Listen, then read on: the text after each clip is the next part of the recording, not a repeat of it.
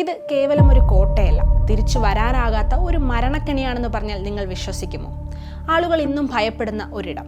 പകൽ വെളിച്ചത്തിൽ നോക്കിയാൽ ചരിത്രത്തിന്റെ ഭംഗി നിറഞ്ഞു നിൽക്കുന്ന ഒരു പുരാതന കോട്ട. പക്ഷേ സൂര്യൻ അസ്തമിച്ചു കഴിഞ്ഞാൽ ഈ സ്ഥലം ആരെയും ഒന്ന് ഭയപ്പെടുത്തുന്നതാണ്. ഇന്ത്യയിലെ ഏറ്റവും ഭയപ്പെടുത്തുന്ന ഇടങ്ങളിലൊന്നായി പറയപ്പെടുന്ന രാജസ്ഥാനിലെ ഭാങ്കൺ കോട്ട. രാത്രിയിൽ ഇവിടെ എന്താണ് സംഭവിക്കുന്നത്? എന്തുകൊണ്ടാണ് സൂര്യാസ്തമയത്തിന് ശേഷം കോട്ടയ്ക്കുള്ളിലേക്ക് സർക്കാർ പോലും പ്രവേശനം വിലക്കിയിരിക്കുന്നത്? ഇനി ഇത് വെറും കെട്ടുകഥകളാണോ? അതോ ഈ ശാപഭൂമിക്കുള്ളിൽ ഇന്നും ആരും കണ്ടെത്താത്ത എന്തെങ്കിലും രഹസ്യമുണ്ടോ? നമുക്ക് ഭാങ്കണ്ടിന്റെ ആ ചരിത്രമുറങ്ങുന്ന കോട്ടയ്ക്കുള്ളിലേക്ക് പോകാം.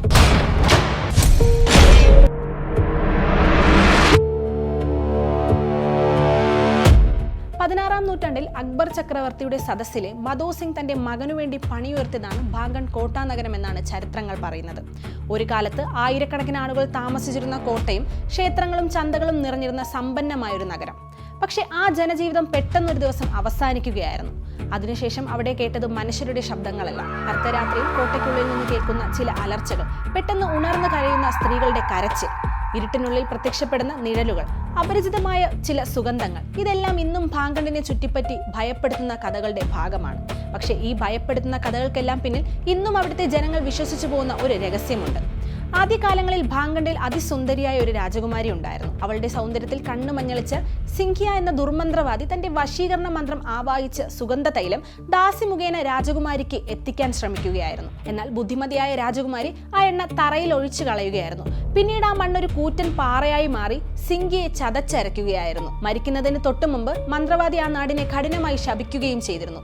ഈ കോട്ടയും ഇവിടെയുള്ള സകല ജീവജാലങ്ങളും നശിച്ചു പോകട്ടെ എന്ന്. തൊട്ടടുത്ത വർഷം തന്നെ അജബ്ഖണ്ഡ് സൈന്യം ഭാങ്കണ്ടിനെ ആക്രമിക്കുകയും രത്നാവതി രാജകുമാരി അടക്കം സകല മനുഷ്യരും ആ വാളിന് ഇരയാവുകയും ചെയ്തിരുന്നു. ഒരു കാലത്ത് മനുഷ്യരുടെ ശബ്ദം നിറഞ്ഞിരുന്ന നഗരം പതിയെ ഒരു വിജനമായ അവശിഷ്ട ഭൂമിയായി മാറുകയായിരുന്നു. അന്നൊഴുക്കിയ രക്തത്തിന്റെ ഗന്ധം പോലും ഇന്നും ഭാങ്കൺ കോട്ടയിൽ തങ്ങി നിൽക്കുന്നതായാണ് പ്രദേശവാസികളുടെ വിശ്വാസം. എന്നാൽ ഭാങ്കണ്ടിന്റെ ഈ അമാനുഷിക കഥകൾക്ക് ശാസ്ത്രീയമായി നിലവിൽ ഇതുവരെ ഒരു തെളിവുകളും ലഭിച്ചിട്ടില്ല. രാത്രിയിൽ ഈ പ്രദേശത്ത് വന്യമൃഗങ്ങളുടെ സാന്നിധ്യം കൂടുതലായതിനാൽ മനുഷ്യരുടെ സുരക്ഷ കണക്കിലെടുത്താണ് സൂര്യാസ്തമയത്തിന് ശേഷം പ്രവേശനം നിയന്ത്രിച്ചിരിക്കുന്നതെന്നാണ് സർക്കാരിന്റെ നിലപാട്. ഭാങ്കൺ ശരിക്കും ഒരു ശാപഭൂമിയാണോ? അതോ നൂറ്റാണ്ടുകളായി മനുഷ്യരെ ഭയപ്പെടുത്തുന്ന ഒരു കെട്ടുകഥ മാത്രമാണോ? പക്ഷെ ഒരു കാര്യം ഉറപ്പാണ്, പകൽ സമയങ്ങളിൽ ഭാങ്കൺ കോട്ട ഒരു ചരിത്ര ശേഷിപ്പ് തന്നെയാണ്. അത് രാത്രി ഭയപ്പെടുത്തുന്ന ഒരു രഹസ്യമായി ഇന്നും തുടരുകയാണ്.